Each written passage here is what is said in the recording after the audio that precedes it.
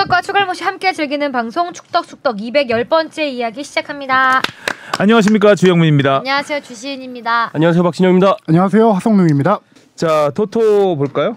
웬일로 많이 맞췄네요. 정찬 지난주. 선배가 5경기를 맞췄어요. 정찬이가 그 전부 홈팀을 찍었잖아요. 네. 홈에 배팅했죠. 그래서 마지막 경기가 이제 강원 제주 경기였는데 이것만 이기면 난 다 맞춘다 했는데 네. 제주가 승리를 하면서 네. 하나를 틀렸고 지난주에 협회에 날을 세우더니 촉도 세운 거 아니었고 그냥 찍은 거였나요? 네, 뭐 그냥 홈으로 홈팀에 찍은 밀었어요. 거죠? 아, 그랬군요. 네, 특이하게 무승부가 하나도 없었어요. 그러네요. 지난 라운드에서는. 그러네.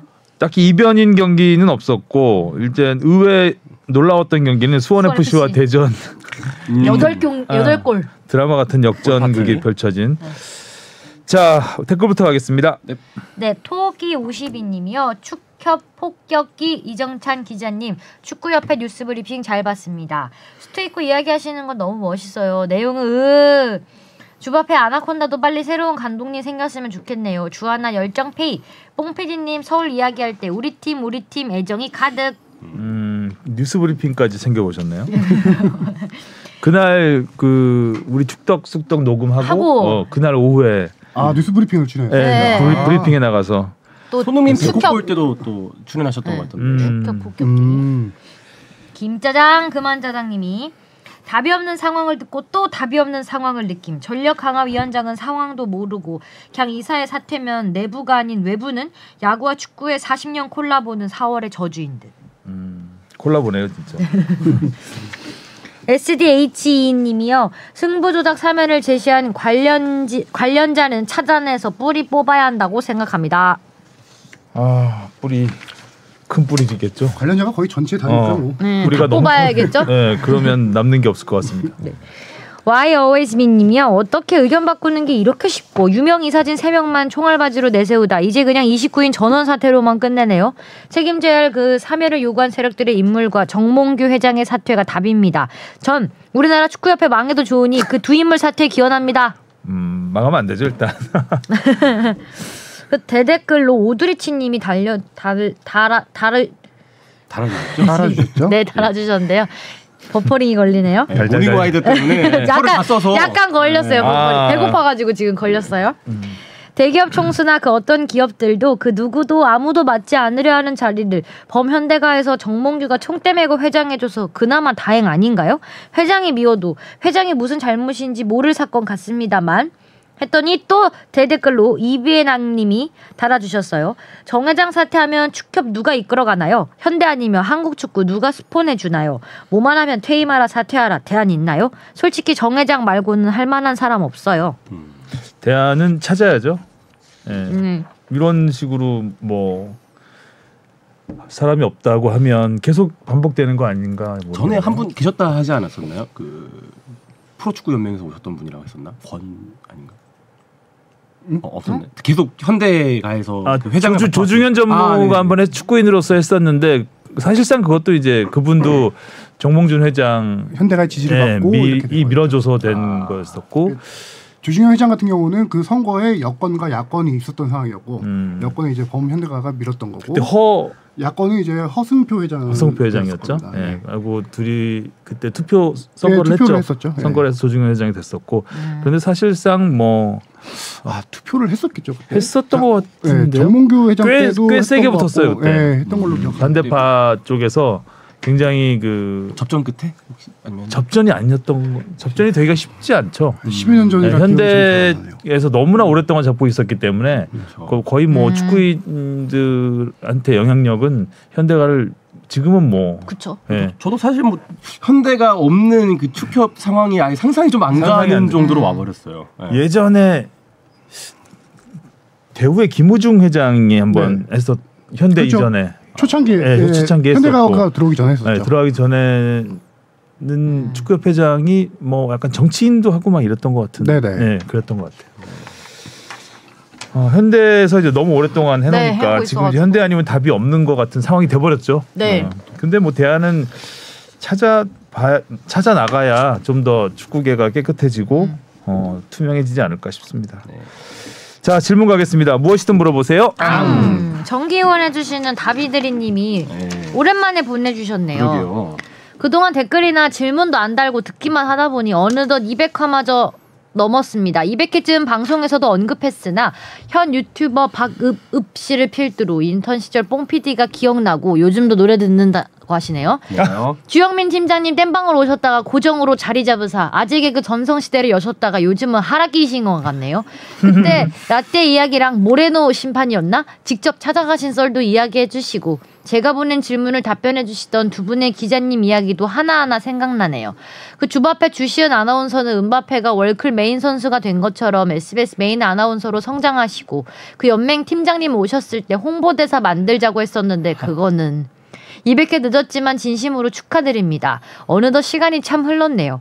축하는 이쯤에서 접어두고 협회도 그렇고 안 좋은 이야기가 참 좋은 이야기만 질문으로 남겨보려고 합니다. 맨시티 방한썰이 나왔더라고요. 이전에 황희찬의 울버햄튼 방한썰도 있던 것 같은데 또 쿠팡이 뭔가 해보려고 판을 짜고 있을까요?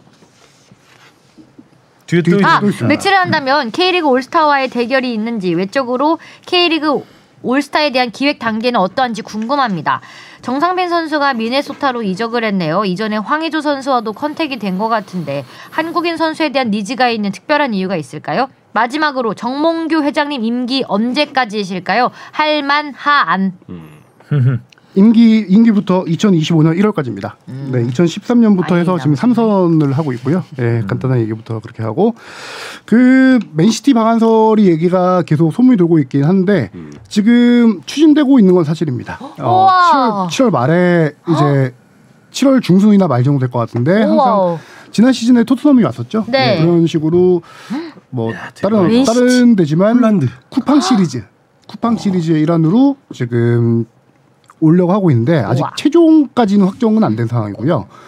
조율하고 있는데 이 부분을 이제 제가 연맹에다 조금 취재를 하고 있는데 되게 조심스러워요. 왜냐면은 K리그 올스타가 또 쿠팡 시리즈에 한 팀으로 참가할 가능성이 있거든요. 그거를 지금 조율 중인데 예전 사태가 있잖아요. 워낙 K리그 올스타가 유벤투스와 붙었다가 이제 노쇼 사태 일어나고 약간 그런 것 때문에 되게 좀 조심스럽게 추진을 하고 있는 상황 같은데 현재까지로 오면은 K리그 올스타도 여기 쿠팡 시리즈에 한 팀으로 참가해서 여러 팀들이 맨시티를 포함해서 만약에 다른 팀들이 온다라고 하면은 거기서 이제 대결할 수 있는 한 팀이 와서 하는 게 아니라 여러 팀이 와서 지금 그렇게 추진 중인 걸로 알고 있는데요. 지금 조율 중이에요. 그래서 이게 빠르면은 뭐 4월 아니면 5월달에 좀 발표가 될 수 있을 것 같은데요. 아직은 계속 조율 중이라서 지금 특별히 더 이렇게 더 나간 답을 드릴 수는 없고 맨시티 방안은 추진 중인 건 맞다. 맨시티가 만약에 온다면은 비슷한 급으로 불러야 될 거 아니에요. 네. 근데 이제 뭐 친선 경기 뭐 이제 앞두고 뭐 뭐지 프리 시즌에 또 갖는 경기니까. 우와. 약간 무슨 타이틀 걸고 할 수도 있겠네요. 대회처럼. 그게 이제 다른 팀 섭외 상황에 따라서 예를 들어 뭐 두 경기 세 경기가 될 수도 있는 거고요. 안 되면은 뭐 맨시티와 K리그 올스타가 이렇게 붙는 단판 경기가 될 수 있는 거고 좀 살펴봐야 될 것 같아요. 아직 진행 중인 단계라서. 네, 좋다. 정보가 빠르시네요. 다비드리님. 그리고 아주 정리를 너무 잘해주셨어요. 아 저희 한 200회 가려는 지금까지 200회 걸어온 길. 그렇죠. 걸어온 길. 그때 오셨던 축구협회 연맹 팀장님 얘기해 주셨는데 이분도 지금 딴 데 가셨잖아요. 아니요 본부장이 되셨죠. 아 그래요? 본부장이 돼. 또 큰 손이 되셨네. 저 딴 데 가신 줄 알았어요. 이종건 팀장님이 본부장이 되죠. 본부장님이 되셨는데 그쪽에 계시나? 홍보는 아니죠. 그 총괄하는 마케팅 본부장 정도잖아요. 그런 정도 됩니다. 올라가셨는데 시은이만 홍보대사 못 되고. 그러니까 본부장으로 가셨는데. 끌어내려. 내려. 그리고 한 가지 질문 더 있었던 게 이제 메이저리그 사커에서 한국인 선수에 대한 니즈가 있는 특별한 이유가 있을까? 이거는 뭐 그쪽을 제가 직접 취재해보진 않아서 뭐 듣지 못했는데 제 판단으로 좀 말씀드리면요. 예전부터 메이저리그 사커에서 뛰었던 한국인 선수들에 대한 되게 평가가 좋습니다. 과거로부터 쭉 올라가 보면은 홍명보 감독이 있고 이영표 뭐 부회장도 있고 지금 부회장이 아니죠? 네. 전 부회장 있죠. 예 그리고 뭐 황인범, 김기희, 김문환 이 선수들이 김문환 선수가 가서 조금 부상과 부진이 좀 겹치긴 했지만 나머지 선수들 같은 경우는 강한 임팩트와 이걸 남겼는데 한국인 선수들이 상당히 가서 이제 인정받는 것 중에 하나는 성실성이에요. 다른 선수들에 비해서 성실하고 팀에 대한 공헌도가 높고 한 가지 또 중요한 팩트는 어떤 인건비가 좀 낮다라는 부분이 있죠. 미국 메이저리그 사커는 셀러리 캡이 있습니다.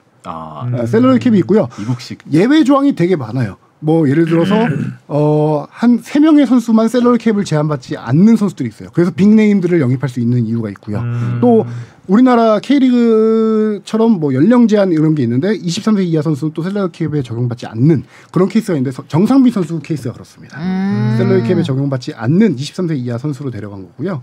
그다음에 정상빈 선수 같은 경우는 워낙 그 예전부터 미네소타 단장이 오랫동안 지켜봐 왔다라고 해요. 공을 들여왔고 이 최전방 공격수 자리를 계속 구해야 되는 상황에서 한국인 공격수들을 많이 봐왔죠. 그동안 조규성 선수, 뭐 황의조 선수 계속 그 저기 셀틱에 간 오영규 선수까지도 계속 봐오다가 정상민 선수가 이제 스피드와 민첩성 부분에서 한국 선수 중에 약간 최고 수준이다라고 이제 판단을 내려서 정상민 선수를 예전부터 1순위로 좀 많이 영입을 하려고 했다라고 이런 인터뷰를 한 걸로 봤습니다.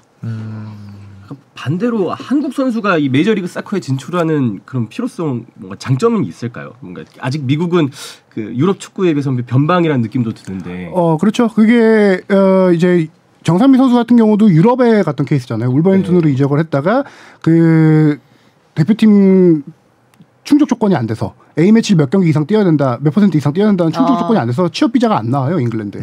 그러다 보니까 스위스 그 형제 구단 팀에 이제 임대를 갔던 거였거든요. 거기서 이제 큰 부상을 2번 당하죠. 뭐 발목 다치고 중족골 골절 당하고 해서 출전 기회를 많이 얻지 못하다가 유럽에서 계속 남아 있을 수도 있는 상황이었는데 이 선수 같은 경우는 지금 아시안 게임과 파리 올림픽을 바라봐야 되는 선수입니다. 그리고 황선홍 감독과 또 긴밀하게 얘기를 했는데 가장 최고가 이제 뛰어야 되는 클럽.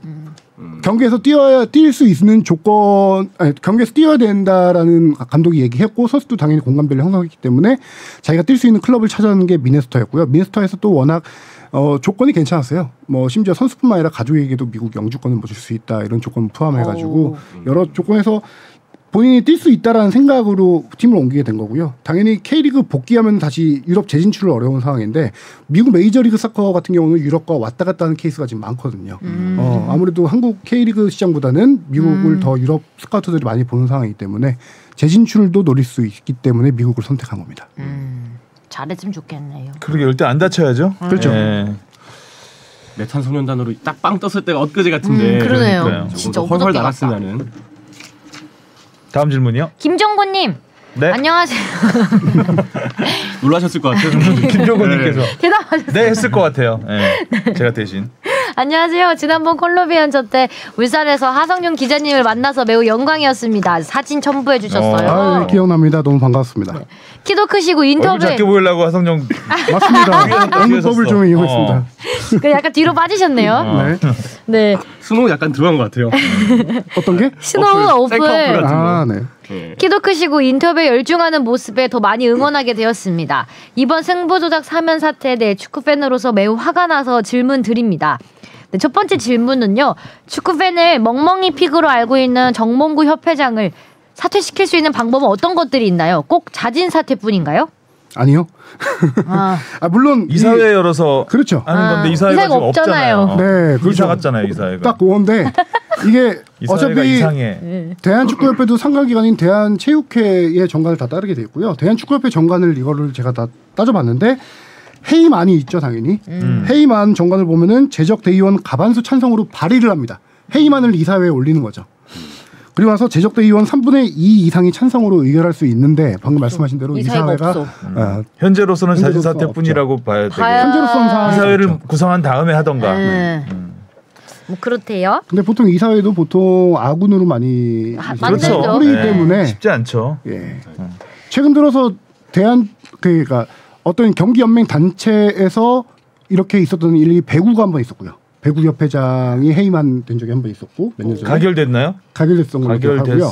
가장 최근 사례가 대한승마협회 회장이 바뀌었습니다. 그렇죠. 이 일로 인해서 몇 개월 전에. 그거는 이제 굉장히 문제가 컸죠. 네. 승마협회에서 아예 대회를 열지 않는 이런 어이없는 상황이 벌어져가지고, 네. 그러니까 학생들은 그 대학 진학을 하려면 대회 나가서 성적을 내야 되는 대회가 없어져 버리고 이런 사태가 벌어지다 보니까 굉장히 큰 문제가 돼서 승마협회장이 지금 새로 신임이 신임이 새로 신임 승마협회장이 왔고요.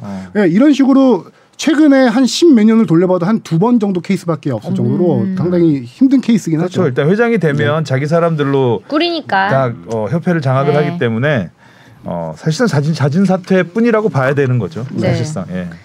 네, 두 번째 질문은요. 이번 WK 리그가 개막했는데 작년 이정찬 기자님께서 올해 WK 리그도 주말에 4경기에서 5경기 정도는 열린다고 했는데 일정을 보니 주말에 열리는 경기가 없더라고요. 혹시 일정에 변화가 생긴 건지 아니면 다른 이유가 있는 건지 궁금합니다. 네. 이거 제가 말씀드렸던 부분이고요. 혹시 이정찬 선배도 말했나 해서 물어봤더니 나는 기억이 없다라고. 사진 같이 찍었는데 그러니까 섭섭하네요. 네. 아무래도 그래 사진 같이 찍고 사진 뒤에서 찍었다고 약간 삐지신 것 같은데. 그럴 수 있죠.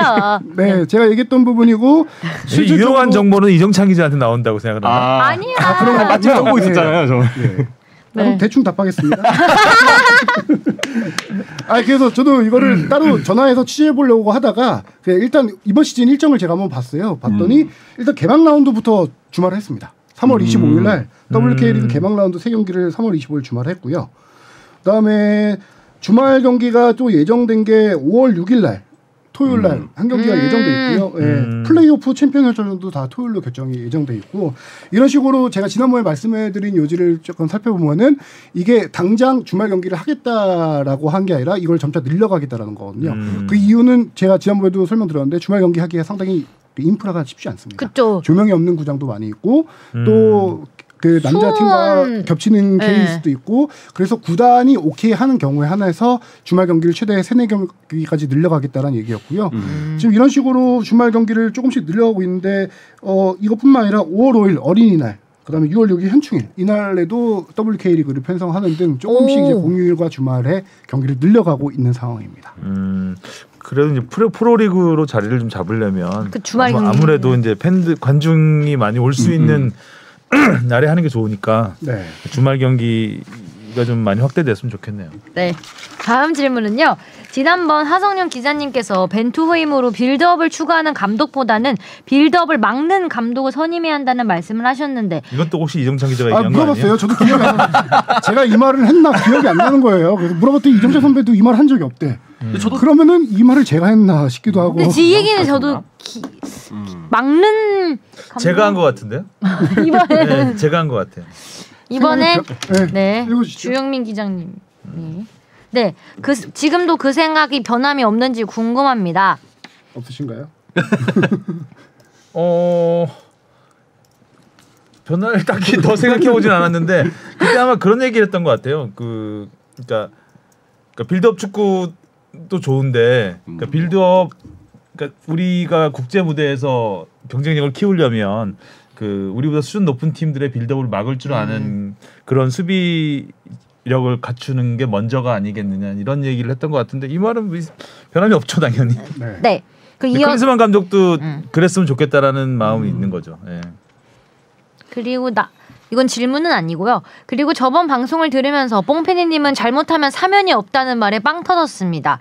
일교차가 심한 봄날씨 속에 건강 챙기시면서 주영민 희성룡 그게 희성룡이라서. 아 이거 복부단 거죠? 아니요, 예, 복부됐습니다. 복부됐습니다. 그럼 오타를 예. 김정곤님이 김정곤님 오타 내셨습니다. 아니 지난번에 울산에서 소리를 좀 얘기해 주시죠. 그러고. 아니 경기 전에 이제 팬들이 줄 쫙 서 있는 모습을 스케치하고 팬들 인터뷰를 하려고 제가 막 열심히 인터뷰할 팬들 찾고 있었어요.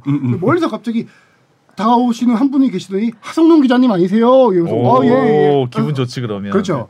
그래서 예, 반갑게 인사하고 똑바로 하세요 이런 문제.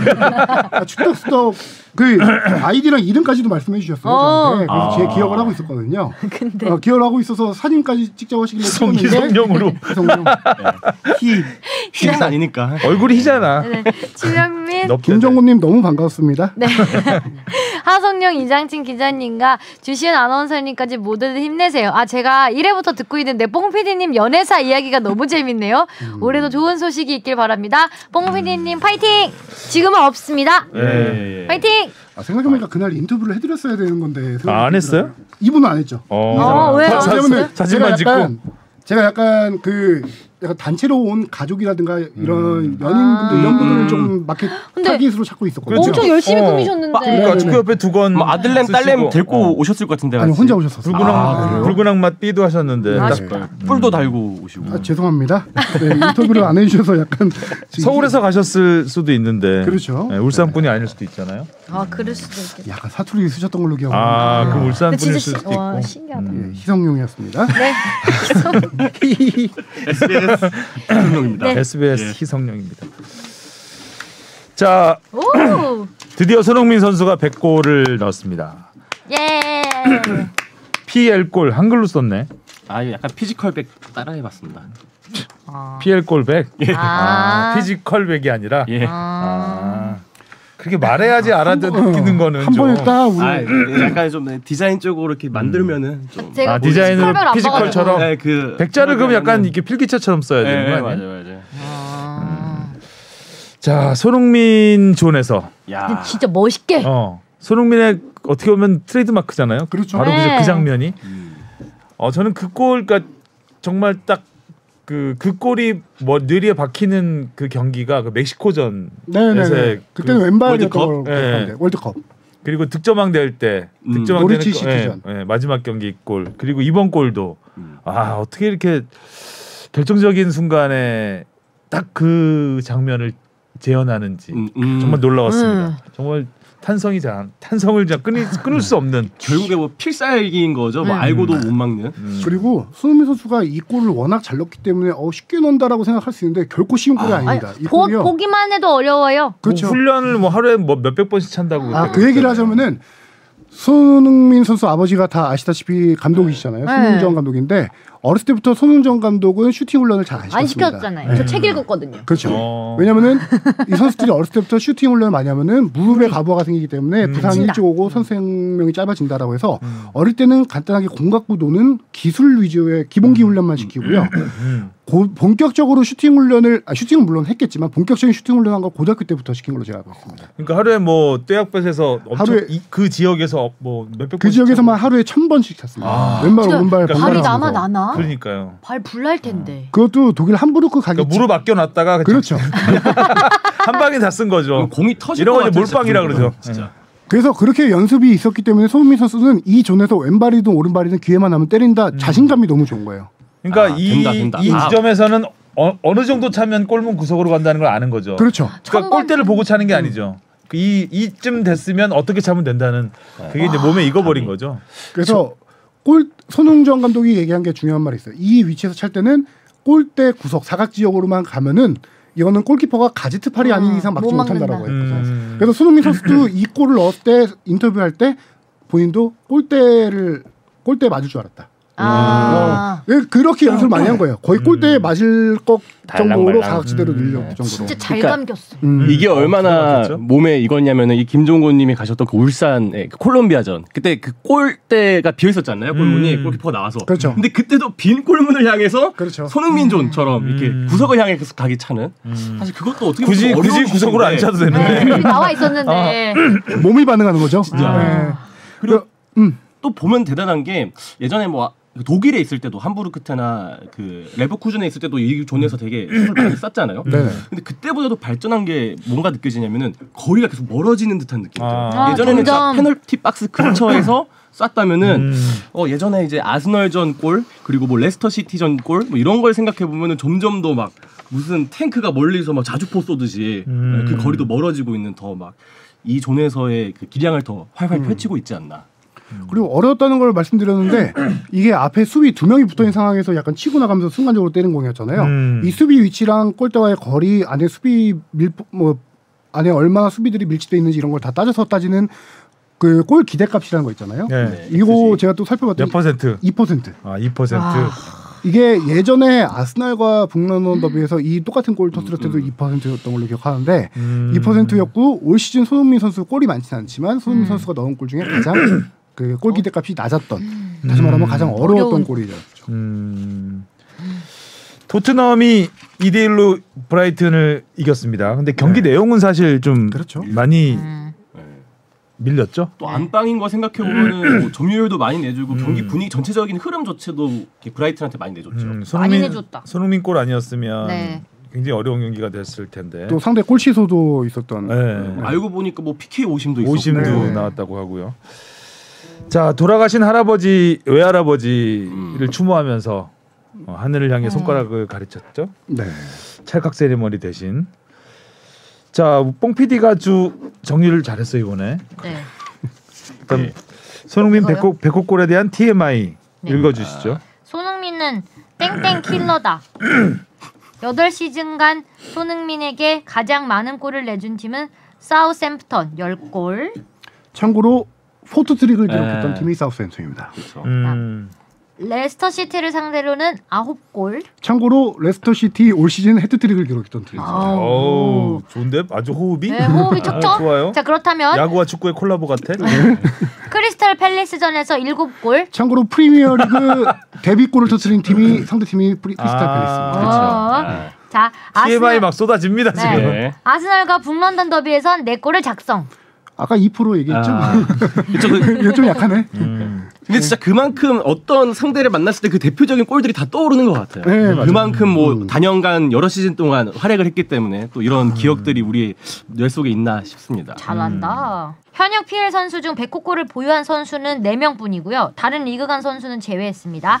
손흥민을 포함해 해리 케인과 제이미 바디, 모하메드 살라. 그 PL 역사를 통틀어 봐도 겨우 34명밖에 보유하지 못한 기록입니다.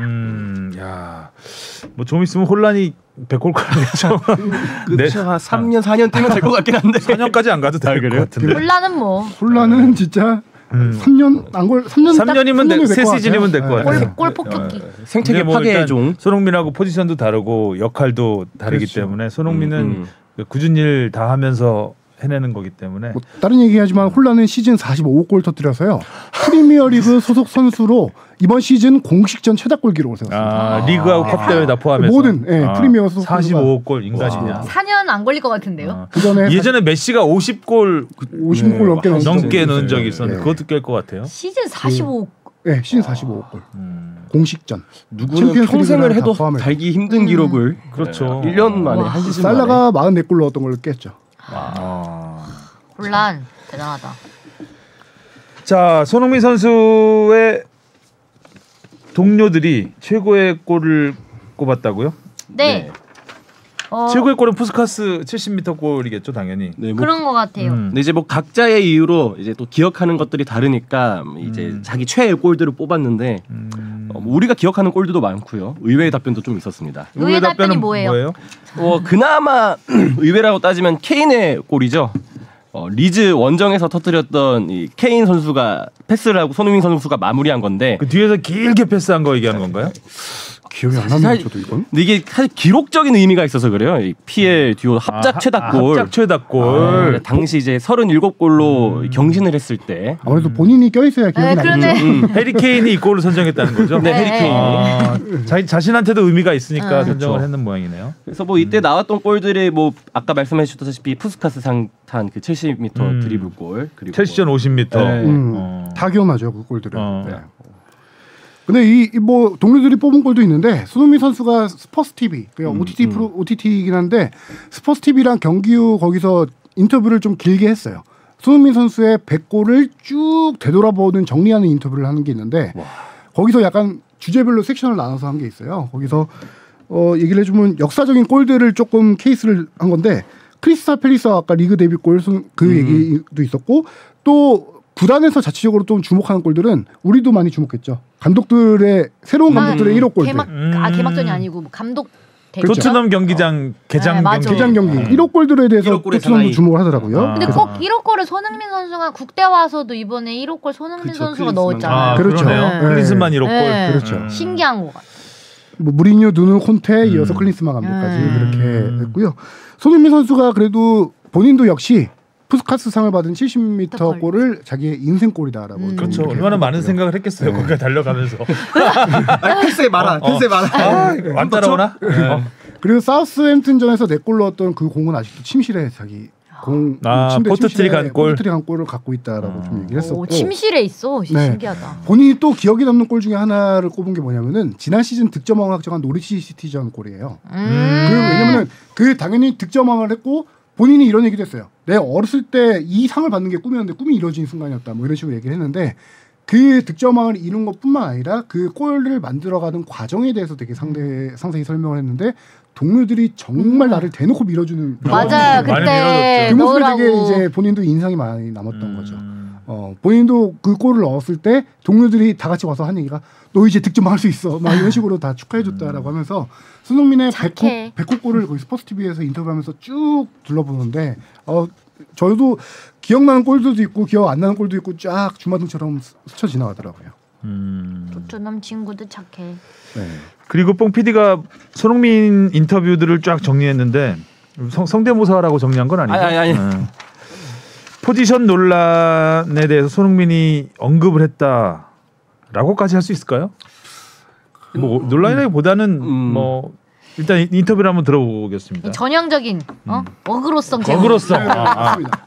저도 그 얘기하려고 했는데 저 낚일 뻔했어요. 읽어주세요. 진짜 얘가 포지션 논란에 대해서 얘기를 했나? 노랗게 치러 자, 갔습니다. 손흥민 선수가 이렇게 인터뷰했어요. 나는 이 위치에서 항상 골을 시도했다. 하지만 때로는 어려울 때가 있다. 왜냐하면 이 상황에서 내가 슈팅하기를 원치 않기 때문이다. 그것은 우리가 전술적으로 플레이하는 방식이기도 하다. 때로는 크로스를 더 많이 올리길 바란다. 그래서 나는 박스 안으로 들어가야 한다. 지금 보니까 이거 때로는 크로스를 더 많이 올리길 바란다는 거는 감독이 바란다는 거군요. 그러니까 그럼 이게 포지션에 대해서 얘기를 한 걸 수도 있겠네요. 맞는데 네. 불만을 드러냈다라는 표현은 조금 그렇고요. 저도 이거를 논란이라기보다는 그러니까 자기 포지션 변경에 대해서 자기의 역할이 계속 변한다. 네. 그 아까 말하는 스포츠 TV 인터뷰에서 나온 내용이에요. 이게 그러니까 손흥민 선수가 딱 손흥민 조에서 골을 넣었잖아요. 그거에 대한 설명인데 내가 이 위치에서 슈팅할 기회가 많이 있으면은 나는 더 많은 골을 넣을 수 있다. 지난 시즌 노리치 시즌도 봤지 않냐? 내가 그때 넣었고 아스날전에서도 넣었고 이 위치에서 슈팅할 수 있으면 좋은데 라고 하면서 팀 전술상 팀이 감독이 많이 크로스를 올리기 원하기 때문에 본인은 가운데로 들어갈 수밖에 없다. 그거를 약간 좀 페리시 선수와의 얘기도 아쉬움을 포지션에 대해서 아쉬움을 나타낸 정도는 될 수 있겠네요. 그렇죠. 네. 이거를 이제 콘테 감독 전술에 대한 불만을 드러냈다라고 표현을 하는 데도 있는데 그렇게 보기보다는 손흥민 선수 성격상 그렇게 불만을 드러내는 성격은 아니고요. 그치. 본인이 좀 더 많은 골을 넣고 싶기 질문이 뭐였는지가 모르겠네요. 그건 저도 항상 이 위치에서 골을 잘 넣는데 뭐 비결이 뭐냐 이 정도로 했을까요? 올 시즌 약간 골 수가 적은 거에 대한 얘기 그런 얘기일 수도 있겠네요. 왜냐면 그 다음 질문에 손흥민 선수가 남은 경기에서 이제 그 진행자가 한 3-4골 더 넣었으면 좋겠네요라고 하니까 손흥민 선수도 나도 I love that 이렇게 대답을 했거든요. 골에 대한 얘기였고요. 그 손흥민 선수가 근데 사실이긴 해요. 올 시즌에 본인이 좋아하지 않는 포지션에서 뛰고 있는 건 사실. 그거는 뭐 많이 언급을 했죠 저희도. 그렇죠. 페리시치와의 그 애매한 그렇죠. 그 겹침.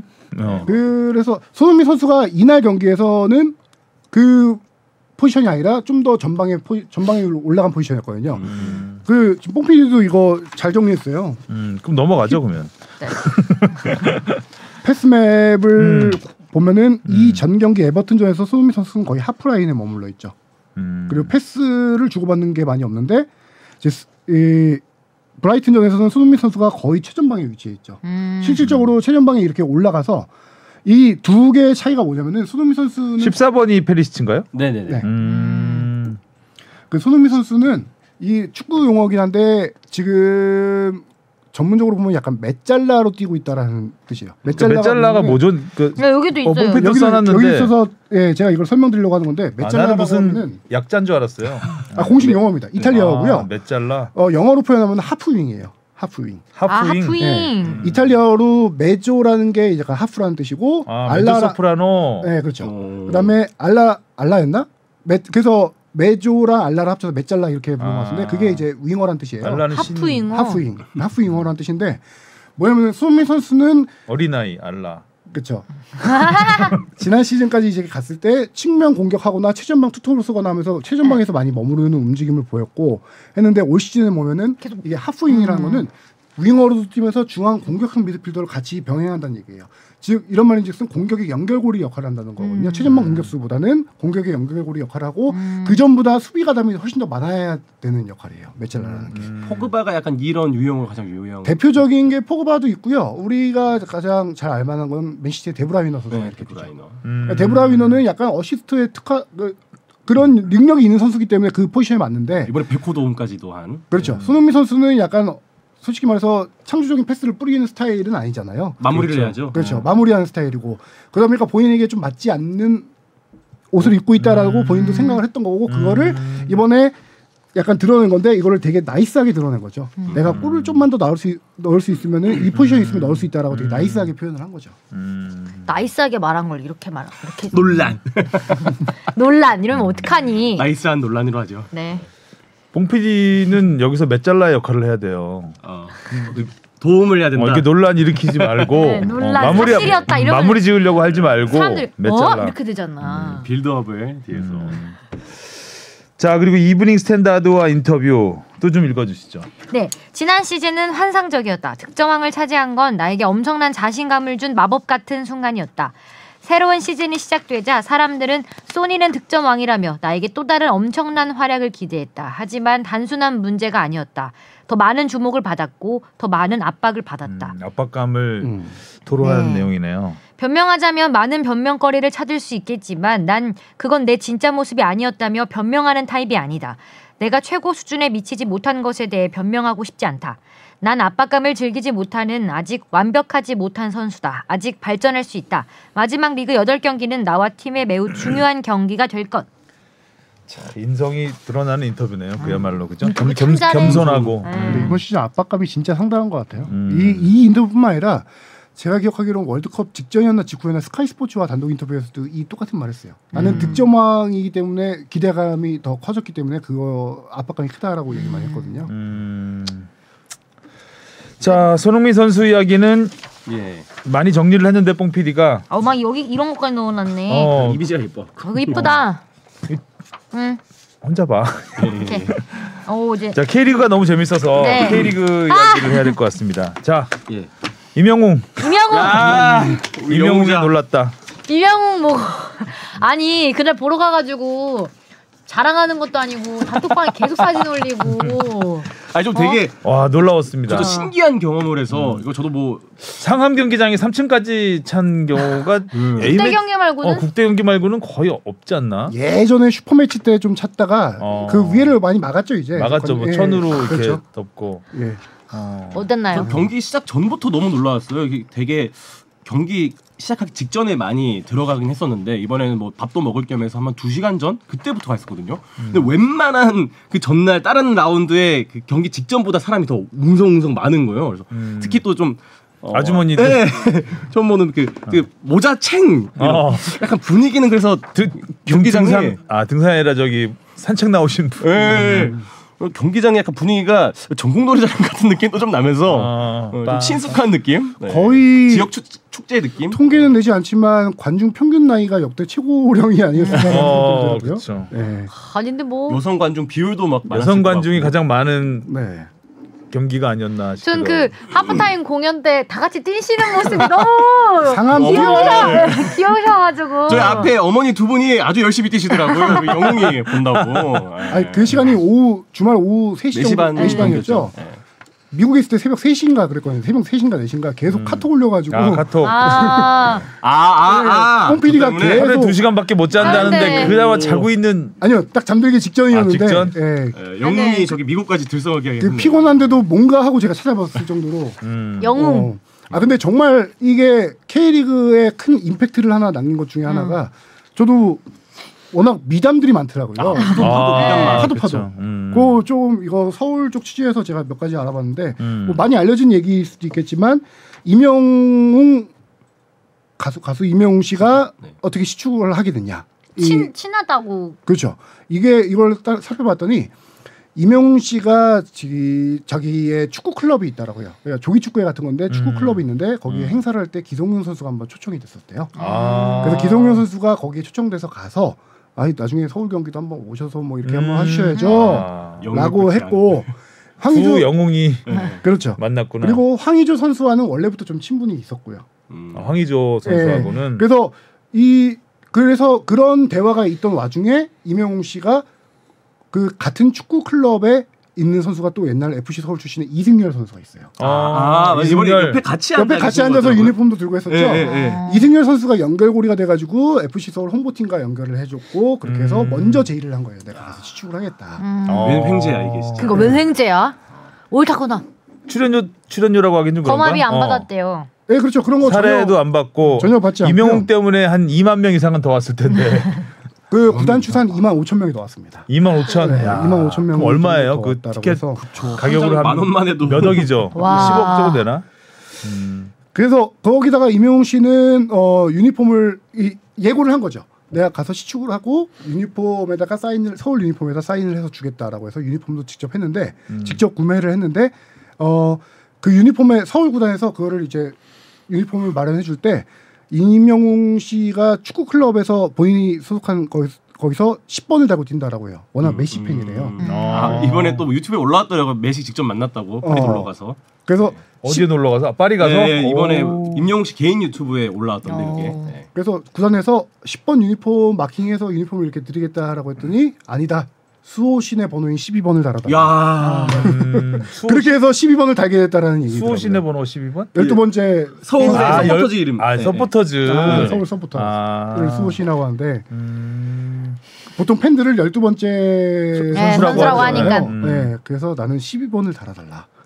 그렇게 해서 유니폼 12번을 달고 사인을 해주려고 했는데 이게 너무 이슈가 되고 사람들이 많이 예매를 하고 하다 보니까 원래 노래 부를 계획이 없었다 그래요. 없었어요. 네. 그렇구나. 근데 이제 보통 그렇게 유명한 특히 아이돌들이 와서 시축이나 시구를 하면 그 아이돌 팬들이 엄청나게 몰려요. 근데 시축 끝나면 쫙 빠져요. 근데 그 쫙 빠지는 거를 방지하기 위해서 노래를 부르는 거죠. 하프타임. 그리고 경기 끝까지 봤다고 하죠. 네. 그러니까 팬들이 갈까봐. 어머님들이 또 축구 보시기 다 좋아하시더라고요. 앞에서. 요즘 또 골대녀 하니까 저희 어머니도 저 같이 봤는데 축구는 좀 볼 줄 안다 그러시더라고 엄마가. 저거 패스해야지. 골대녀가 큰 역할을 했어. 아줌마들이 저희 어머니도 되게 좋아하시거든요. 저희 어머니가 좀 되게 일찍 주무시는 스타일인데 골대녀 하는 날은 꼭 그것 보고 주무시고. 늦게 주무시네요. 그래서 부연 설명 좀 더 하자면은 방금 말씀하신 게 다 맞는 게 하프타임에 노래를 할 계획이 없었는데 노래를 한 거죠. 이 정도 팬들이 호응을 해주고 끝까지 경기에 남아있게 하는 그런 것도 있고 해서 춤까지 애프터라이크 춤까지 네, 2개나 치명적이었어요. 저 그런 매력이 있는 줄 몰랐어요. 그러게요. 저도 흠뻑 빠졌습니다. 저도 임영웅 씨를 잘 몰랐는데 트로트 가수로만 그냥 알고 있었는데 춤도 잘 추고 끼가 아주 많으시던데. 네, 아니 거의 급이 이게 상상을 초월하는구나. 월드 클래스구나 거의. 저도 몰랐는데 임영웅 씨가 직접 팬클럽에다 글을 남겼다고 그래요. 축구장 올 때 축구 문화를 다 존중해 주세요. 오실 때 뭐 끝까지 남아서 응원해 주세요. 이런 식으로 글을 남겼고 팬클럽 자체 내에서 공지글을 올렸다라고 해요. 그 임영웅 씨 팬클럽 상징색이 하늘색이래요. 그렇지. 그 대구 경기였으니까. 하늘색 갖고 오지 말고. 그다음에 음식도 웬만하면 싸우지 말고 현장에서 사 먹을 거. 그다음에 와 대박이다. FC도 대박 쳤다 진짜. 그다음에 그러면 뭐 티켓뿐만 아니라 얼마 사주셨을 텐데. 그리고 그 서울 유튜브에 임영웅 씨가 하프타임 공연 있잖아요. 그 영상이 150만 뷰를 넘겼어요. 그거 운동 올라가고. 그걸로 이제 약간 일부 팬들은 FC 서울이 약간 노졌다, 약간 그 수익을 낸다라고 생각할 수 있는데 저도 이 부분 물어봤어요. 엄청나게 수익 날 수 있는 거 아니냐 그랬더니 그 하프타임 쇼가 170만인가 그래요. 와, 더 올라. 유튜브 조회수가 하나도 수익 서울의 구단에 올 수가 없대요. 왜? 음원이 있기 때문에. 그러네. 음원이 있네. 저작권 때문에 안 되겠구나. 저작권 때문에 하나도 서울에게 올 수 없지만. 맞아. 그거는 이제 누구한테 가요? 음원 수익이 안 나요. FC 서울로 안 가고 이제 그 노래를 소유하고 있는 그쪽으로 가게 돼요. 네. 그거 어떻게 다 이게 분배가 되나 보죠? 네, 그 AI가 그 구분해요. 네. 그리고 뭐 그 팬클럽들이 그 축구 문화 존중해 달라. 끝까지 남아서 봐달라. 끝나고 나서 쓰레기 모자 정리해서 가달라. 그러니까 그 사진 봤는데 깨끗하더라고요. 자리가. 일본 선수 라커룸 치고 가는 것처럼. 너무 깨끗해. 그래서 대단하다. FC 서울 관계자들뿐만 아니라 FC 서울 팬들도 이번에 임영웅 씨 이번 일로 인해서 되게 많이 팬덤 문화에 대한 충격과 새로운 프레시함을 좀 느꼈다고 맞아요. 해요. 이번 그 시축을 계기로 임영웅 이명웅이라는 인물에 대한 그 이미지 더 좋아졌죠. 훨씬 그러니까 본인도 굉장한 그 득을 본 거 봤을 거예요. 근데 그렇게 어머님들이 이명웅 씨 말을 잘 듣는다고 하잖아요. 그래서 자녀들이 막 건강 검진 하세요 이런 말 좀 제발 해달라고. 그렇게 하더라고. 네, 그래서 서울 측에서도 안전 문제가 있기 때문에 이명웅 씨에게 스카이박스 VIP석 있잖아요. 유리 그쪽 자리를 제공해줬다라고 했는데 이명웅 씨가 그냥 앉겠다. 그냥 나는 관중석에 앉겠다. 팬들을 믿은 거죠. 왜냐면은 팬클럽에서 그 회장단이 절대 이명웅 씨 가수에게 다가가거나 사진 찍어달라고 하지 말기 이런 거 공지를 때렸다고 해요. 근데 좀 편안하게 보시던데요. 팬들을 믿었던 거죠. 와. 편안하게 그 이승열 선수와 같이 앉아가지고 보고 혹시나 해서 예비로도 거기 비워놨대요 스카이박스를. 그런데도 끝까지 남아서 경기를 관중석에서 보고 거기가 바로 기자석 옆에 있는 테이블석이거든요. 사람들이 쉬는 구단주 같다. 이명웅 씨 노래 대표곡이 뭐죠? 다 모르죠. 사랑은 듣고 저도 근데 트로트 워낙 안 듣고 뭐 그런 한참 방송 유행했을 몰라요. 때도 안 봤는데 근데 이로 인해서 저 같은 막 20대 남자들도 한 번 더 보게 되는. 이래서 이명웅 하는구나. 저도 솔직히 이명웅 씨를 잘 모르다가 이번 계기로 진짜 대단한 국민 가수. 또 개인사 안타까운 개인사도 있고 또 효자. 그래요. 예. 그러니까 호러머니 밑에서 자랐고 어머니가 미장원 미용실 하시는데 저 들은 얘기예요. 그 미용실이 난리가 났다고. 이명웅 씨가 또 어머니한테 효심이 가득해서 또 어릴 때 또 축구도 했던 걸로 얼핏 잘 차던데요? 네, 잘 차더라고요. 왼발로. 맞아요. 뭐 축구 클럽을 같이 활동하고 있으니까 킥은 워낙 잘 차. 저는 축구 기자로서 찡했던 것 중에 하나는 두 가지. 한 가지는 축구화 신고 들어왔던 거. 그리고 그 공연도 축구화 신고 했잖아요. 공연도 댄스 클럽까지 모두 다 축구화를 신겼어요. 잔디가 망가진다고. 진짜 미담만 나와요. 머리부터 발끝까지. 그러네. 대단한데요. 흠이 없어. 축구 문화를 존중해달라고 한 게 약간 그런 것도 본인이 생각을 하고 간 걸 테고 공연 끝나고 시축해봤죠. 네. 축구화 신고 왔어요? 네. 전 유니폼 다 입었어요. 위아래로. 네. 축구하면 8개인데. 풋살하면 8개예요, 저. 사실 이제 이런 게 막 상반되는 게 흔히 막 시축이라고 하면은 뭐 관심 없는 뭐 정치인들이나 뭐 이렇게 고위층에 계신 분들이 와서 그냥 공 한번 뻥 차고 뭐 이거 또 판넬 나눠주고 뭐 이런 게 가운데 팬 입장에서는 저 뭐 축구에 관심도 없는 사람들이 선거운동이죠. 어떻게 보면. 네, 근데 진짜 요런 축구에 대한 사랑이 진짜 있는 사람이 와서 하니까 너무 좀 그런 찡한 모먼트가 마음속으로 이 정도면은 진짜 모든 구단 다 순회하면서 한 번씩 해주는 전국 축구 그런 생각도 들어요. 근데 FC 서울 팬이라니까. 그러긴 한데 K리그 전체 발전을 위해서는 전국 투어 한 번만. 전국 투어 한 번을 해도 여기 홍보팀 아니 뭐 맨시티 초청한 그 올스타전 경기나 뭐 이런 경기 같은 경우 그러면 또 엄청난 팬들이 몰리겠죠. 티켓팅 힘들어서 안 돼요. 티켓팅 진짜 힘들 듯. 자 K리그 얘기하면서 이명웅 선수래. 이명웅 씨 얘기만. 근데 이번 한 10분 동안 했어. 10분. 이명웅이 다 했으니까. 맞아요. 제일 메인 이슈였던 거. 지난주 말은 진짜 이명웅이 다 했다. 이명웅이 다 했죠. 그래서 그런지 서울이 아주 시원하게 이겼습니다. 3대0. 황의조 선수, 이명웅 친구, 영웅 친구 황의조 선수가 K리그 복귀골을 터뜨렸고 대구가 만만한 팀이 아닌데 3대0으로 아주 세징야의 공백이 아무래도 너무 컸죠. 세징야가 다쳤어요. 전 경기부터 이 서울전 전 경기가 인천전인가 그랬을 거예요. 제가 저기 미국 가 있는 동안일 텐데. 세징야 2골 넣은 그 경기인가? 아니요. 세징야가 그 이후에 햄스트링을 다쳐가지고요. 이 경기까지 못 나왔었는데 그 공백이 너무 컸고요. 대구라고 하면은 확실하게 아니요. 역습 축구의 팀이잖아요. 네. 근데 이제 세징야가 빠지면서 그 속도가 좀 줄어든 데다가 이날 경기에서 아닉스 감독이 박술과 오스마르 선수를 윗선에다가 좀 올려왔어요. 오스마르 선수가 중앙 수비수 보거나 하는데 이번에 약간 미드필더로 올리면서 오스마르가 위에서 대구의 역습을 사전에 다 차단을 합니다. 완전 중원을 장악했죠. 네. 이날 가로채기만 12개를 했어요. 오스마르 선수. 와. 저희 그리고 이날 경기장 갔을 때 저희 앞쪽에 어머님 두 분이 앉으셨는데 아무래도 지금 익숙한 선수가 기성용이나 뛰시던 분들이요. 예, 같이 뛰시던 분 막 사진 찍고 또 그 하얀 장갑 끼시잖아요. 또 어머님분들 또 그렇게 좀 귀염귀염하게 계셨는데 그 한 선수의 플레이를 보고 흠뻑 빠지셨습니다. 바로 백종범 선수. 골키퍼 백종범 선수. 너무 잘 막아서 잘 막았죠. 네, 서울이 요새 이제 그 수문장에 대한 고민이 좀 있었는데 좀 그 갈증을 해소하기 위한 활약들이 좀 있었죠.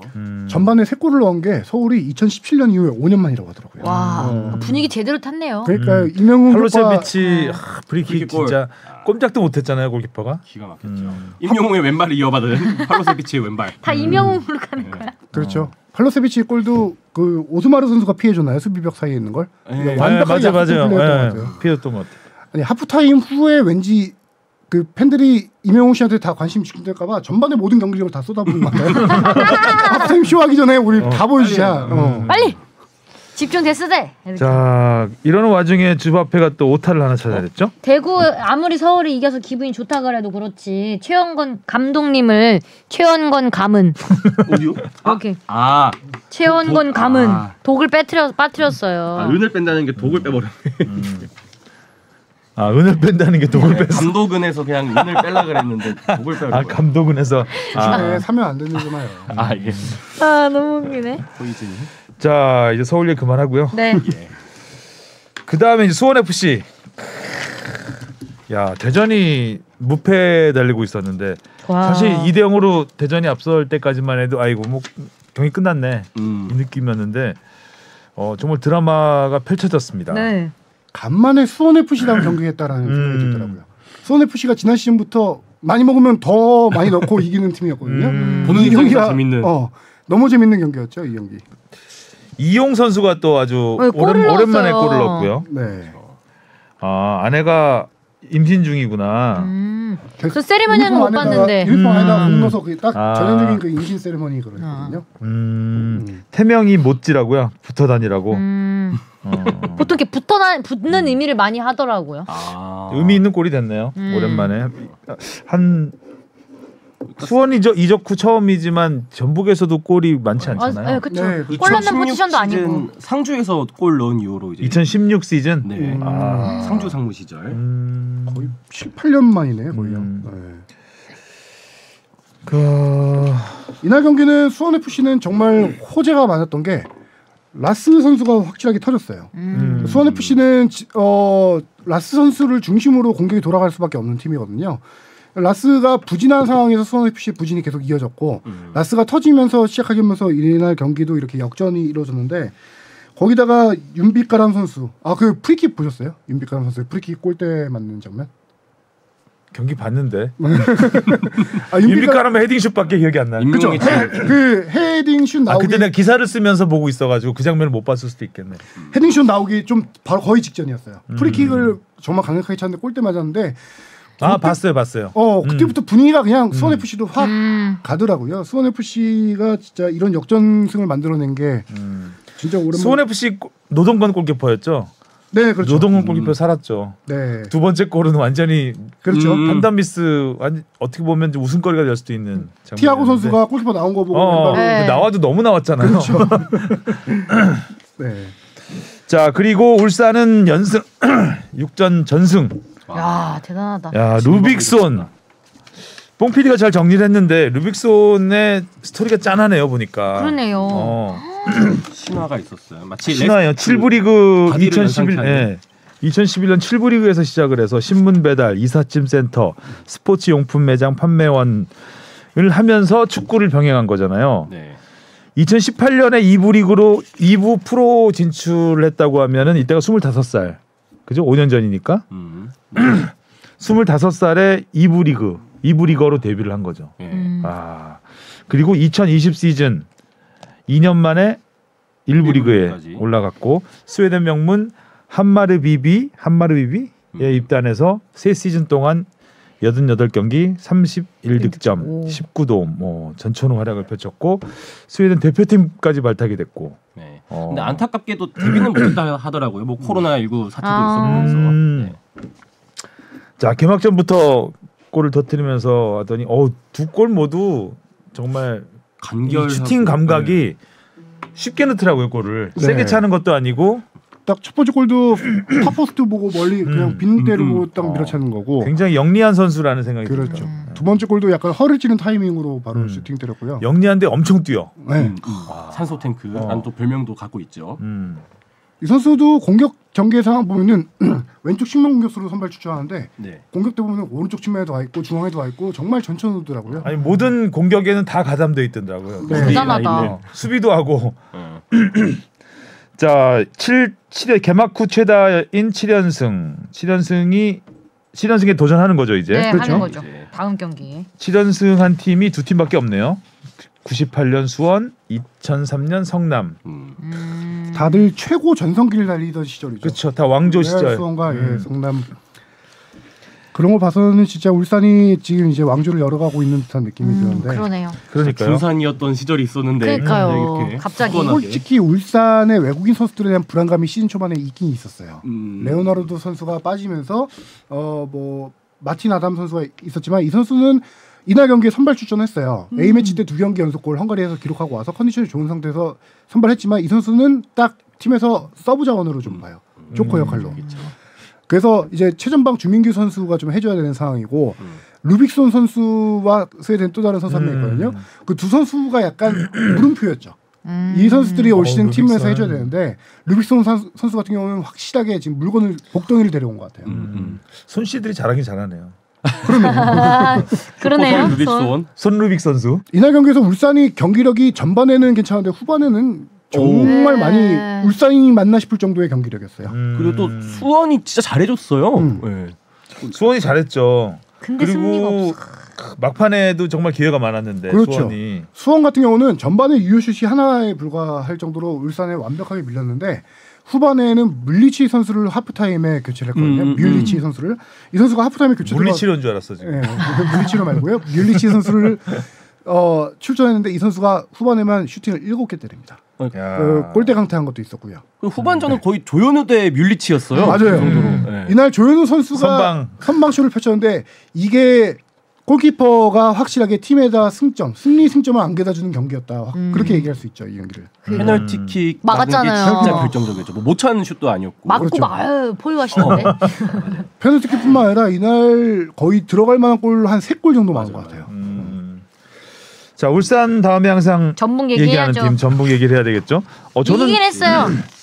이겼는데 전반전은 정말 답답했고 너무 답답했고 졸아도 되는 게임이 네, 너무 답답했고 슈팅이나 하나 있었나 싶을 정도로 네. 경기가 전체적으로 슈팅이 전북이 5개, 인천이 4개니까 얼마나 조용한 경기였나. 근데 전반전에 그럴 수 밖에 없던 전북의 이제 얘기를 해보자면은 이날 베스트 11을 보면은 지난 시즌의 주전이었던 선수가 구스타보 한규원, 유재문, 김문환, 박진섭 5명뿐이었어요. 세대 교체를 하고 있는 상황에다가 지금 주전 이번 시즌에 영입한 선수들 뭐 이동준, 송민규 선수, 그다음에 하파시바 선수를 다 선발해서 빼버렸어요. 그거는 딱 김상식 감독이 이 경기는 내가 후반에 승부수를 띄우겠다라고 좀 약간 그 선발 명단만 봐도 그렇게 느낄 수 있는 경기였고요. 그다음에 전북이 3백을 가동했거든요. 이날 양 팀이 그냥 전반에는 수비만 하다 끝난 경기였어요. 그래서 그러다가 후반에 하파실바, 송민규, 이동준을 넣으면서 전북이 분위기를 확 바꿨고 거기서 이제 득점이 나온 경기였죠. 이 경기 그 뽕 PD가 정리해 놓은 걸 보면 네. 경기 내용도 내용이지만 지금 응원을 안 했어요. 서포터스들이. 계속 안 하고 있잖아요. 안 하고 있습니다. 계속 보이트 안 하니까 전북에서 스피커를 틀었죠. 그러니까 코로나 시절에 그 틀었던. 서포터스들이 했던 응원가를 이제 녹음해 놨다가 코로나 시절에 틀었던 그걸 틀으니까 앰프끄라고 이제 또 항의를 하고 그러니까 더 크게 틀었다면서요 소리를. 김상식 나가 허병길 나가 더 크게 외치는 거죠. 참 총극이에요. 이게 참. 그러니까 이게 누구 아이디어에서 나온 대책이었나? 그러니까 서포터스가 응원을 안 하겠다고 하는데 거기다가 서포터스 앞에서 서포터스들 옛날 녹음해놓고 틀는 건 이게 뭐야? 싸우자는 거 아닌가요 이거? 누구 아이디어예요? 선전포고죠. 그렇죠. 이거는 구단에서 명백히 잘못한 거예요. 그럼요. 이건 고무시 당한 기분이야. 그렇잖아요. 서포터스의 의견을 완전 무시해버리는 거잖아요. 지금 전북 팬들이 화가 난 이유 중에 하나가 우리와 소통이 안 된다. 우리의 의견을 듣지 않는다는 건데 진짜 응원을 통해서 메시지를 던진 건 응원을 안 하면서 메시지를 던진 건데 이거를 오히려 전북 구단이 받아친 거죠. 그러니까요. 누가 안 하려면 하지 마. 우리는 이렇게 듣게 받아친. 우리 응원 소리 있어. 너무 안 오셔도 됩니다. 우리 응원가 틀면 됩니다. 그런 느낌도 아니고 진짜 이거는 왜 그렇게 할까요? 이건 좀 누군가 책임을 져야 되지 않을까 싶네요. 이 부분은. 네. 이거는 굉장히 큰 판단 미스 같고 좀 경기 내용보다도 좀 너무 어이가 없어서. 뭐 이겨도 선수 앰프 소리를 더 키웠다는 게 너무 어이가 없어요. 그거는 진짜.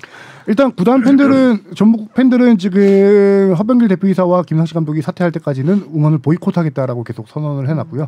이것이 원래 이렇게까지 가지는 않았어요. 버스 막기 정도 해다가 소통이 안 되니까. 그럼 그 이후라도 소통의 자리를 좀 마련하고 그렇죠.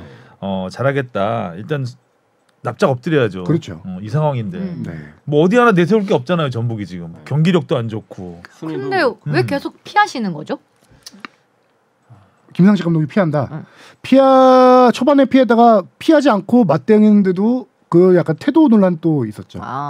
팬들하고 얘기할 때. 네, 팬들하고 얘기할 때도 약간 좀 성실하지 않은 답변과 약간 어떻게 팬들 입장에서는 그냥 어쩔 수 없이 불려나온 자리다라는 느낌이 들었나 봐요. 그래서 계속 문제가 됐던 게 김상식 감독이 제가 정확한 멘트가 기억이 안 나는데 뭐 이런 식으로 약간 멘트를 지금 이어갔나 봐요. 총체적 난국이구만. 약간 지금 거기다가 감독님도 제일 힘드시겠죠. 네. 또 이런 문구도 봤는데 그 뭐라고 했죠? 장수가 누구를 앞세우지 않는다. 그러니까 한마디로 감독보다 지금 대표에 문제가 있다라는 플래카드를 좀 봤었는데, 네. 그 구단에서는 누가 됐든 간에 지금 약간 이 사태를 물론 경기력이 확 나아진다면 모르겠지만 현재가 지속된다고 지금은 이제 경기력에서 네. 더 나아갔죠. 경기력으로 팬들이 분노해서 질타를 하다가 이제 구단 행정이나 소통 이런 문제. 어이없는 대응 네. 이런 거에서 감정 싸움으로 이제 번져버렸죠 이제. 네. 그래서 근데 이게 왜 지금 더 이렇게 만들지? 단지 이긴다고 전북이 연승한다고 해결될 문제는 아닌 것 같아요. 그렇죠. 문제가 구단 상당히 커진 것 고위층에서 같습니다. 누군가에게 결단을 내려야 될 것 같은. 같은데. 책임질 사람이 왜 이렇게 많지? 그니까 근데 다 책임 안 질라네요. 자, 드디어 제주가 첫 승을 했습니다. 감격의 첫 승이에요. 강원 1승도 없는 팀들끼리 1승이 간절한 팀들끼리 붙어서 제주가 1대0으로 승리를 거뒀습니다. 네. 제주 남길 감독이 정말 처음으로 웃었는데 그럴 만도 한 게 제주가 지금 부상자 상황을 보면요. 이창민, 임채민, 최영준, 정훈, 진성욱 부상자가 많은데다가 이날 경기 앞두고 또 측면 수비수인 안현범 선수 양쪽 풀백들이 다 부상까지 당해서 이날 경기 못 나왔어요. 어느 정도 수준이었냐면은 연습 경기할 때 11대 11이 안 될 정도로 부상자가. 네. 어떡해. 연습을 제대로 진행을 못할 정도로. 그렇죠. 그 정도로 지금 제주가 계속 이 정도 전력이 아니잖아요. 네. 제주는 지금 스플릿 A 충분히 갈 정도로 전력이 예상됐던 팀인데 너무 시즌 초반에 부상자가 많아서 지금 고전하고 있는 거고 이날 경기도 솔직히 강원한테 좀 많이 밀렸죠. 강원한테 많이 밀린 경기였는데 그 한 방이 서진수 선수의 한 방이 딱 터지고 그 다음에 김동주 선수의 골키퍼 선방쇼가 이번 결정적인 거도 한 3방 정도 막았거든요. 그렇게 해서 억지로 꾸역꾸역 거둔 승리인데 이 두 팀의 문제는 올 시즌 확실하게 공격력이에요. 제주는 지금 6경기에서 4골. 이날 강원전볼 포함해서 4골 넣었고요. 더 문제는 강원인데 6경기에서 3골 넣었습니다. 그중에서 갈레고 선수가 1골 넣었고요. 김진호 선수가 1골 넣고 나머지 1골이 자책골이에요. 지금 두 팀의 문제가 이제 최전방에 있는데 이날 경기도 서진수 선수의 골 한 방 1대0 밖에 안 터질 정도로 공격 작업이 잘 안 됐던 경기였어요. 양 팀 다. 근데 뽕 PD. 네. 강원 난에 오빈공이 뭐예요? 오빈공이 뭐예요? 오빈공에 시달리고 오타라고? 빈공에 시달리고. 오자는 왜 들어간 건가요? 예고죠. 오타의 오. 빈공에 시달리고? 예. 빈공에 시달리고 첫 승리가 미뤄지면서 조급해졌다. 근데 오빈공에 시달리고 오빈공 씨가 있나? 5경기 동안 정말? 빈공에 시달려서 6번째 경기도 그랬다. 그거 아닐까요? 정말 서울에만 모든 걸 다 쏟았구나. 아까 손흥민이랑. 그렇죠. 자, 그리고 광주의 돌풍도 살짝 사그라졌습니다. 포항이 이겨. 당장 대결이죠. 기동 매직이 있잖아요. 기동 타격대라는 표현을 쓰나요? 뭐 종종 쓰죠. 요즘은 잘 안 쓰긴 하는데요. 왜냐면 기동 타격대가 다 나갔으니까. 다 이적했으니까. 네. 기동 타격대 괜찮네요, 표현. 근데 이날도 김기동 감독의 용병술이 확실하게 효과를 본 경기였고요. 참. 고영준 대단해. 선수가 교체 출전하자마자 3분 만에 첫 득점을 터뜨리죠. 그러니까 이 교체하시는 카드들이 다 엄청 좋으신 것 같아요. 네. 그리고 경기장 내에서도 그때마다 벌어지는 상황에 대한 대응이 너무 좋은 것도 그렇죠. 있고. 전술 유연성이 워낙 탁월한 감독이죠. 후반에서도 뭐 제카 선수가 여러 골 뭐 많이 돕고 뭐 이 경기에서도 골은 득점하지 않았지만 그 이외의 상황을 되게 많이 만들어줬는데 특히 또 뭐 제카 선수를 측면에 좀 세우게 하면서 막 이렇게 공중볼을 따내게 하는 이런 또 방법을 그게 이제 제카 선수와 이호재 선수가 나중에 투입됐을 때 변화인데 광주가 워낙 지금 돌풍의 팀인데다가 양쪽 측면으로 올라오는 움직임들이 좋아요. 그거를 이제 이호재 선수를 투입해서 양쪽 측면까지 그렇게 막아버린 거죠. 그걸 김기동 감독이 그렇게 전술 유연성이 큰 감독이고 이번에 김기동 감독의 효과라고 할 수 있는 게 올 시즌 6경기에서 몇 골 넣었죠? 6경기에서 10골 넣었는데요. 제가 이거 한번 분석해봤더니 교체 출전한 선수가 6골 넣었어요. 선발 출전한 선수들보다 그중에 이호재 선수가 2골, 백성동, 정재희, 제카 선수들이 넣었는데 그것도 후반에 또 10골 중에 7골 터뜨렸어요. 그러니까 김기동 감독 지금 다 아시다시피 포항의 베스트 11까지는 괜찮아요. 근데 이제 서브가 마땅치 않은 건데 그거를 베스트 11에서 서브전을 만들어서 빼서 어떻게든 베스트 11을 뿌린 다음에 분산을 시켰네요. 그렇죠. 상대에 따라서 이제 전반에 포인트를 주경기, 후반 포인트 주경기를 이게 좀 후반에 가면서 후반에 전술 변화 줘서 이게 어택을 날리는 케이스인데 그 베스트 11이 정해져 있지 않겠네요. 베스트 11이 매 경기 바뀌겠네요. 몇 경기는 몇 자리는 정해져 있는데 나머지 다른 자리는 좀 유동 로테이션이 그렇죠. 좀 있을 것 같아요. 그렇죠. 상대 팀에 따라서 조금 많이 변화를 주고 체력도 좀 아낄 수 있고. 그렇죠. 최근 2경기 같은 경우는 제카, 백성동 선수가 서로 도움 주고 골 넣고 하면서 이 콤비가 나름 괜찮아요 지금. 뭔가 하나 만들어지네. 만들어지고 있어요. 김기동 감독님은 스쿼드만 더 튼튼하다면 거의 날아다니실 것 같아요. 그러니까요. 근데 진짜. 또 안 그럴 수도 있어요. 저도 오히려 그게 궁금해. 다른 팀 만약에 가거나 이랬을 때 다른 야구 같은 것도 보면 이렇게 그 김상훈 감독이 대표적인 예였는데 예전부터 약팀을 강하게 만드는 건 되게 잘하세요. 근데 강팀을 유지하는 걸 그러니까 스타 군단을 맡았을 때는 오히려 그만큼의 플러스가 안 되는 경우가 많았죠. 그래서 예전에 그 삼성 라이온스 한참 우승 못하고 항상 우승 전력인데 우승을 못해서 감독을 가장 많이 바꾼 팀 중에 하나거든요. 그 팀에서 김성훈 감독이 그 팀 맡았을 때도 우승을 못했거든요. 그래서 김기동 감독 같은 경우는 이번에 벤투 감독 후임으로 국내 리스트 10명 중에 1명이 있었어요. 차기 감독 후보로. 항상 김기동 감독은 축구계에서 주목하는 감독이거든요. 그래서 예전에 뭐 올림픽 대표팀부터 대표팀까지 코치들을 맡아왔었고 있는데 이 감독의 이제 한 가지 딱 물음표가 있는 게 뭐냐면은 빅클럽에서 이 유명한 선수들을 케어할 수 있는 능력. 그것이 다른 부분이죠. 스타를 다룰 줄 아냐. 또 다른 지도력이죠. 그 검증이 이제 예를 들어 빅클럽 가서 그것까지 통한다 하면은 저는 충분히 차기가 아니고 차차기라도 대표팀 감독까지도 충분히 갈 수 있는 분이라고 궁금해요. 약간 빅클럽에서 성공을 할 수 있느냐 그거는 한번 김기동 감독이 검증을 해야 돼요. 검증을 해야죠. 그러니까 구단의 전폭적인 지원을 받으면서 그렇죠. 최정상을 유지할 수 있느냐. 궁금해. 압도적으로 막 이런. 그게 이제 대표팀에서 선수들 네임 있는 선수들을 어떻게 그것까지 하면 거의 뭐 때문에. 최고의 지도자가 되는 거죠. 손흥민, 김민재 같은 선수들을 다룰 수 있을까? 이런. 그러니까 왜냐하면 이제 홍명보 감독 같은 경우는 워낙 스타 플레이어 출신이기 때문에 이제 스타들을 다룰 줄 알죠. 대표팀 주장도 많이 했고 뭐 미국 LA에서도 주장을 했으니까. 스타들을 잘할 줄 아는데 만약에 홍명보 감독한테 포항을 맡으라고 했을 때 김기동 감독 정도의 성적을 낼 수 있을까? 저는 아니라고 보거든요. 또 다른 문제니까. 하여튼 김기동 감독의 포항은 참 재미있는 팀인 것 같습니다. 매 시즌 기대할 수 있는 팀. 전술적으로는 진짜 국내 최상급인 것 같은. 매 시즌 프리시즌에 울고 선수들 뺏겨서 울고. 근데 뒤에서 웃고 있어. 개마코 돌풍. 뒤에서 웃고 있어. 근데 또 나중에 짜잔하고 나타나시고. 선수의 재발견 같은 것도 되게 잘하는 것 같고 제카 선수도 진짜 대구보다 한 가지만 얘기해드리고 싶은 게 그 개막 미디어데이 할 때 제가 취재 갔었거든요. 김기동 감독과 개인적으로 친분이 있으니까 따로 이제 인터뷰가 아니라 따로 얘기를 해요. 그때 옆에 홍보팀이 있었어요. 포항 홍보팀이. 김기동 감독 오랜만에 만나자마자 제 첫 마디가 감독님 올해도 진짜 마상 많이 심하시죠? 이러면서 악수를 했어. 그때 김기동 감독이 홍보팀한테 하는 말이 거봐 내가 오랜만에 만난 기자도 첫 인사가 이런 거야 이렇게 구단에게 그런 얘기를 할 정도로 약간 우는 약간 그렇게 프리시즌에는 조금 많이 이제 걱정이 됐다가도 시즌 중에 항상 이렇게 반전을 하는 팀이죠. 매력 있어요. 아나콘다 한번 맡아주세요. 감독 없습니다 지금. 자 오늘 얘기는 여기까지 하면 될 것 같고요. 다음 주에는 이거 토토 먼저 해요. 이거 먼저 할 건데. 아 네. 다음 주에는 지소연 선수가 우와. 습덕습덕이 옵니다. 우와. 섭외의 왕 이정찬 기자가 여자축구 섭외를 해서 살아있는 레전드. 네. 뽕 PD는 좋은 질문 많이 준비해 주시고요. 열일하자. 또 네. 청취자분들께서도 질문 많이 많이 네. 보내주시면 지소연 선수 이야기 들어보도록 하겠습니다.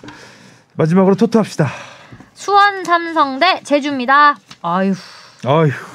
수원 한번 이겨야죠. 진짜 수원. 제주도 이번에 못 이기는데요. 제주 이겼잖아요 지난주에. 그렇긴 한데. 수원이 바로 어제죠. FA컵에서 시즌 첫 승을 뒤져서. 그럼 아 수원이다. 그래요? 그럼 제주. 근데 경기력상 수원이 좋을 것 같아요. 또 수원 홈이고. 저도 수원. 참고로 녹음 기준 전날인데 FA컵에서 2부 리그 안산을 3대1로 물리쳤나 그랬죠. 영기훈 선수가 풀타임 뛰면서 2도움을 했죠. 날아다니는. 안병준 선수는 첫 골을 뽑았고 전지훈 선수도 골 넣고 류승우 선수도 골 넣고 지금 일단은 오. 그럼 수원. 다 수원인가요? 예, 저 수원. 저는 무승부. 승부? 지쳤겠는데 어제 이기느라고. 아니 팀은 확실하게 1군은 거의 다 뺐어요. 자 다음 포항 대 서울입니다. 야, 요거. 서울이 포항- 어제 FA컵 졌죠. 승부차기까지 가서. 아, 진짜 서울이 모르네. 김포한테 졌죠. 네, 승부차기. 김포한테 졌어? 그러면은 포항. 전 김기동 감독님 좋아해요. 저도 포항. 저도 포항. FA컵 졌으니까 이건 이겨야죠. 서울. 뭘 이유가 필요해? 그냥 다 서울 아니야? 아이, 수원 FC 대 전북. 수원 FC. 어렵다. 저도 수원 FC. 전 전북. 전북 혼좀 나야 돼. 저 무승부 보겠습니다. 혼 좀 나야 돼. 강원 대 인천. 이거는 근데 강원 제발 강원- 한 번만 이기자. 진짜 그러니까 강원. 저도 강원의 시즌 첫 승을 한번. 네. 아, 진짜 우리 이길 때 강원. 됐어요. 계속 나도 홈팀만 찍고 있는데 이거. 저도요 지금 홈팀 찍어요. 대전 대 울산. 야 재밌겠다. 울산. 저 안방 대전 진짜는 안방 대전은 다르다. 지금 이제 이 울산이 여기서 이겨야 그 7연승인 거죠? 그쵸. 네, 타이기로. 굉장히 부담스럽긴 하겠네요. 근데 대전이야 또 좀 부담스럽겠는데 잠깐만. 저 대전. 안방 대전은 불패입니다. 그래요? 네, 이번도 진 것도 뭐 원정 경기긴 했으니까요. 저도 그러면은 대전. 다 대전? 여기 울산. 나 울산. 마지막 경기 대구 대 광주입니다. 광주. 저도 광주. 광주 축구가 너무 재밌어. 네. 임영웅의 복을 갖고 가세요 대구. 전 무승부. 서울에서 받고 가세요. 무승부 2개나 하셨어요? 네. 오. 전 무승부 없어요. 뭐 생각은 하고 하는 거죠? 네. 생각. 느낌대로 하는 거 아니죠? 자, 오늘은 여기까지 하겠습니다. 네. 다음 주에 만나요. 안녕. 안녕. 고맙습니다.